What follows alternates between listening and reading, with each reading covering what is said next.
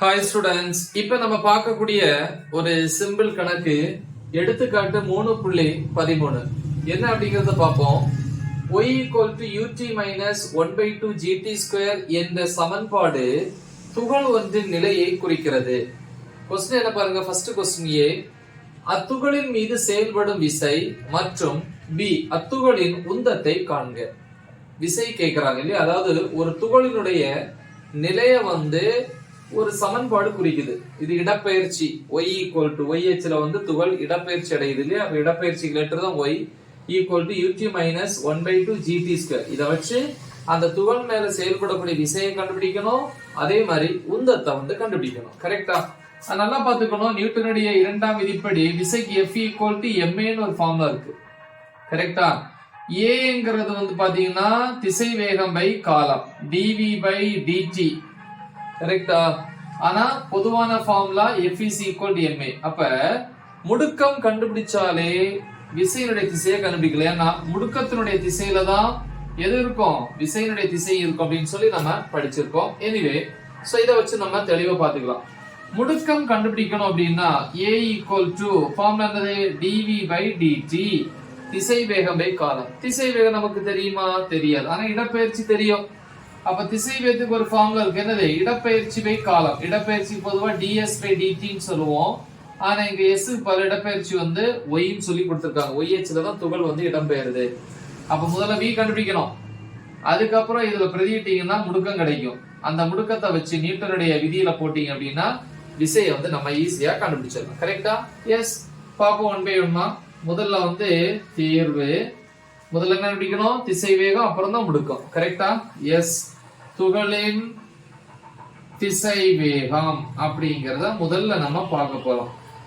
திசை வேகம் ஃபார்முலா என்ன? v = dy/dt = d/dt of y. y கொடுத்திருக்காங்க. என்னது? ut - 1/2 gt². v = d/dt உள்ள கொண்டு போயிருவோமா? உள்ள கொண்டு போற என்ன, u மாறிலி வெளியே வரும்போது இதுக்குள்ள போகும்போது dt/dt ஆயிரும்.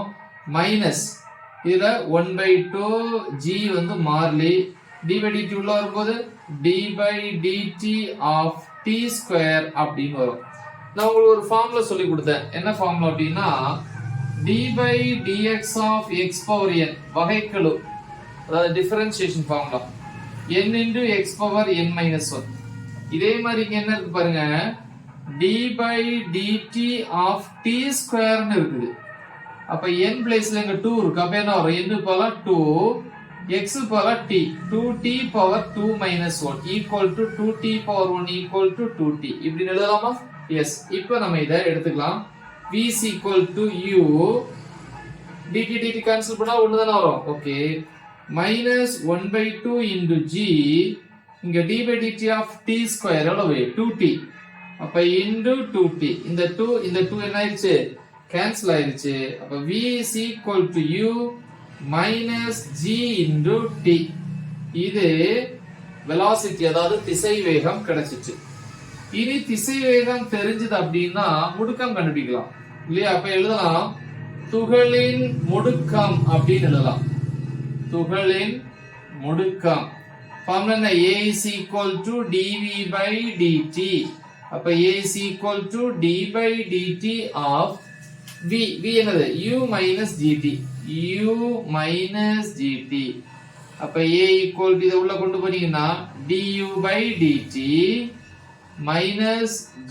× காமன் எடுத்துக்கலாம் dt/dt. இப்ப இது மாறிலி. ஏன்னா t ஐ பொறுத்து தான் வகைக்கெழு எடுக்கணும். ஆனா மேல t இல்ல. அப்ப அது ஒரு மாறிலி. அப்ப அதுக்கு 0 - g × இங்க dt கேன்சல் ஆனா -g. அப்ப a = -g கிடைக்குது. கரெக்ட்டா? அப்ப a ங்கற முடுக்கமானது ஈர்ப்பியல் முடுக்கத்திற்கு எதிர் திசையில இருக்கு. ஈர்ப்பியல் முடுக்கம் தான் g. கரெக்ட்டா? இனி நம்ம விசையை கண்டுபிடிக்கலாம். அப்ப இங்க எழுதலாம் நியூட்டனின் இரண்டாம் விதிப்படி இல்லையா? எழுதலாம், வேர்ட்ஸ் எழுதலாம். இரண்டாம் விதிப்படி ஃபார்முலா என்ன? F = ma. வெக்டார் போட்டுக்கலாம் இல்லையா? வெக்டார் போட்டுக்கலாம், இல்ல வெக்டார் போடாம இருந்தாலும் ஓகே. சரி, சோ இப்போ நம்ம இத ரப் பண்ணிக்கலாம், இது தேவையில்லை. சோ அப்ப f is equal to m into a equal என்னது minus g. அப்ப f is equal to minus mg. அப்ப எதற்குறி எதை குறிக்குதுன்னா பொருளின் மேல அல்லது துகளின் மேல செயல்படக்கூடிய விசையானது எதிர் y அச்சுல வந்து செயல்படுது அப்படிங்கிற சென்டென்ஸ் இங்க எழுதணும் இல்லையா? அப்ப எதற்குறியானது துகளின் மீது செயல்படும் விசையானது எதிர் y அச்சில் செயல்படுகிறது. அந்த எதிர்க்கு தான் ஆப்போசிட்டுக்கு தான் மைனஸ். சரி, இப்ப a கண்டுபிடிச்சிட்டோம் இல்லையா? அடுத்து b துகளின் உந்தம்.